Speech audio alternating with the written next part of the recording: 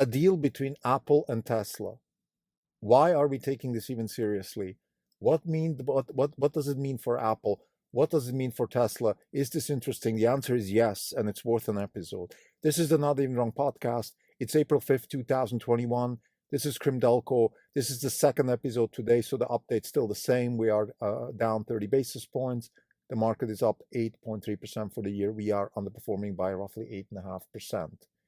So I want to set the stage. What is this whole Apple story? This is not even in the news right now, but I think it is our job as hedge fund managers with a large position in Tesla to anticipate the headlines, to see what could be potentially an interesting headline and what it means for the stock of Tesla. We think Tesla is poised for another extreme outperformance in the next couple of weeks, months, partly because the fundamentals are just amazing given the numbers they just printed in Q1, the delivery numbers. And also, we had some rumors about Toyota Corporation, and we have this situation with Apple, and I want to talk about this in particular today. The purpose of this podcast is to give people a sense for what it feels like to run a hedge fund, but it's also a record for our thoughts. So when in a couple of months, we can go back and think about, okay, what were we thinking? Why were we right or why were we wrong? This is very useful for us and also a good analogy for other people of how I think they should be running their hedge fund. A hedge fund is in essence a business where you're constantly struggling with your own ideas, and I think it helps a lot to straighten those ideas and keep a record. So Apple, through Tim Cook, has been on a PR spree, let's call it that way, to smoothen the waters with Tesla, in a sense that Tim Cook just gave an interview with Kara Swisher. Kara Swisher is the sort of the Eminence Grise of Silicon Valley. She's the person that people go to talk to and also leak information that they think is interesting. It's not material information in a sense that it's going to move the stock, but it's really important for situations like this where we think that it will set the stage for the stock and for a potential merger or cooperation. So Tim Cook has been, I would say, relatively hostile to Tesla, not maybe actively, but just by indifference, pretty hostile. Elon Musk tweeted recently that in the darkest days of the Model 3 fiasco, where the company was on the brink of collapsing, he reached out to Tim Cook about a potential deal. Tim Cook didn't even take the meeting. So this was kind of the relationship that was sort of lingering between Apple and Tesla. They also hire each other's people, and Elon Musk was kind of making fun that Apple is a graveyard for Tesla employees, etc., etc. Now, in recent times, and particularly with this interview, Kara Swisher, I think Tim Cook is setting the stage for a potential cooperation. Here's why. He's calling Elon Musk noteworthy, admirable. He has been trying to talk to his board about his electric car strategy, and they have been not coming up with anything useful so far. There have been rumors that they will work with, let's say, Hyundai and Kia and things like that. And it all just, I think, collapsed because I think what was going on in behind the scenes was Apple was actively pursuing strategies. And whenever they did something, it just fell through the cracks, either through leaks or through just the inability of the participants to keep their mouths shut and all that stuff. And Apple just lost their patience, to quite frankly. So where does this leave us now? This leaves us in the following situation. Apple is the market leader in mobile phones, and Apple wants to be in the mobile space going forward, and the mobile space going forward incorporates what we call cars today. Now, to be clear, and Tim Cook said that to Kara Swisher today, the future of the car industry is neither car nor software, it's the integration of both. And this is, we believe, where the Apple Tesla Corporation comes in. We have three components that are necessary for the best possible product going forward: manufacturing, AI, and software integration or user interface. We believe that Tesla has the first two and Apple has the last. So that's why we think a cooperation could be actually very, very fruitful for both companies. Tesla understands manufacturing, and it's getting better and better at it, and in particular electric car manufacturing. Tesla has a lead in computer vision. We discussed this in a recent episode. We believe computer vision is the path to self-driving cars, and that's the killer app of AI for consumers. Apple cannot match Tesla in either of those two. However, when it comes to user interface, consumer user interface on software platforms combined with hardware, which today is primarily PCs, desktops, laptops, and mobile phones, Apple is by far the best company in the world. Add to that the integration of App Store type technologies, backbones, infrastructure. Apple is the best at getting you apps in front of your eyes, usable payment systems, also getting access to your phone through face recognition. So any kind of interaction between the customer and the device, Apple is the number one. And while Tesla is the best car company when it comes to user interface, Tesla certainly lags behind Apple when it comes to UX. And we believe that the combination of UX, Apple, and Tesla manufacturing and AI could create a car of the future, which is even more powerful than Tesla on standalone. What does this mean? This means that Apple could potentially make a deal with Tesla, therefore put itself on the map as an electric intelligent car manufacturer, either through licensing technology from Tesla or through buying Tesla outright.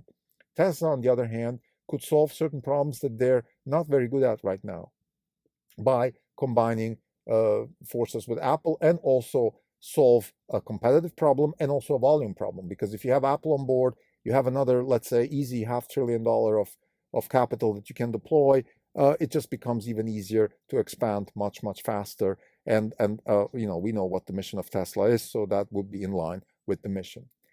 Having said all of that, of course, a deal would be, what could a deal look like? Well, a deal could look like Apple buys Tesla outright. Or let's step back a little bit. In order for any kind of deal to work, it always has to have two things. Number one, both companies have to profit directly from the deal. And second, the customers have to profit directly from the deal. So let's start with the customer first.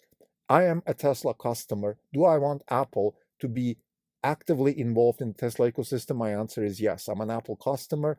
Certain things I like about Apple, I would like them to be translated into the Tesla. Some low-hanging fruit would be face recognition on my car and being part of the Apple ecosystem in terms of all the messaging devices, all the downloading the data, the App Store stuff, all of that stuff being integrated with Tesla alone would already make my life a lot easier. Of course, this is just a low-hanging fruit. I don't even know what the unknowns are 5 years from now, but I could imagine that, and this is what Tim Cook said, and you have to take Tim Cook by his word. He always says it the way it is. He said, we are about integrating hardware and software. So integrating hardware and software is the game that will be played also in the electric car space. Right now, we're still in early stages, so we're talking about battery cells and battery technology and things like that, and that's very important, and Tesla is a market leader in those things. But at some point, the market will be fruitful enough to, or advanced enough to have solved those problems, at least for the scale that Tesla is talking about in the next 5 to 10 years. And then things like UX, for example, will play a much bigger role. So that's where I think as a customer, I would benefit if Apple was part of the Tesla ecosystem. Now let's talk about each company's, how can Apple take advantage of this? How can Tesla take advantage of this? This is a question of M&A. The best way to take advantage of something is always to own it.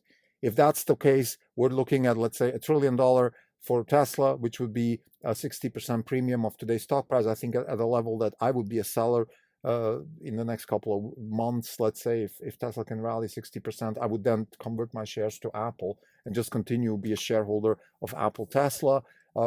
Tesla would obviously profit from fulfilling its mission and also drive to this phenomenal growth story that this could entail. I think it would be good for both companies. Maybe Apple shares would take a hit. Let's say if they're down 20% on the deal announcement, that's about $400 billion in market cap raised, and Tesla would be up about $400 billion. So it would just be you give from Apple to Tesla, but I wouldn't mind at all going long Apple after a deal like that is announced. So I think the best would be ownership. If that's not possible, we could have a cooperation, some sort of JV. I'm not an expert in these things. I don't like JVs, but I think it's possible to think about it because, again, there is a problem to be solved. This is not just some CEO ego type stuff. There are problems to be solved. Tesla is a leader in manufacturing. Tesla is a leader in AI. Tesla is not a leader in user interface and integrating consumer driven software with hardware. That's not what Tesla is strong. Tesla is good at it. Again, much better than, let's say, Volkswagen or somebody, but not as good as Apple. So Apple can solve that problem for Tesla. And I think there is something to be said about this opportunity. Also, Musk has said on several occasions that he believes, let's say when he spoke about Neuralink, that he believes that people with wearables technology experience are very valuable. Engineers along those lines that can do small things in very tight spaces are very valuable. And this is, of course, a UX in a different level. Neuralink is solving the UX problem by basically just circumventing the screen and directly going from brain to computer. But again, Musk is thinking about the UX, and again, Apple is the best UX company. So therefore, I think it is absolutely possible that they could strike a deal. Last thing I want to say is, I've always said that eventually Tesla will become a payments and entertainment company, because those are the two things that the consumer in the end wants to do. He wants to pay for whatever they consume, and second, they want to be entertained or / productivity, offer productivity. Because when the car drives itself, you have a captive audience. You want to either watch movies or work. And who is absolutely in the business of entertainment and productivity on digital media? It is Apple. So again, a perfect match here. So therefore, as a conclusion, we believe that the deal between Apple and Tesla is possible, maybe even imminent, that Tim Cook is paving the way for that. To announce something, it would propel the Tesla stock to absolutely all-time highs, much higher than all-time highs. It would also be a fantastic investment for Apple, even though maybe in the short term the stock would take a hit. I think for us as shareholders, we would immediately, we would basically just stay shareholders of Tesla and then convert into Apple and stay shareholders. Thank you.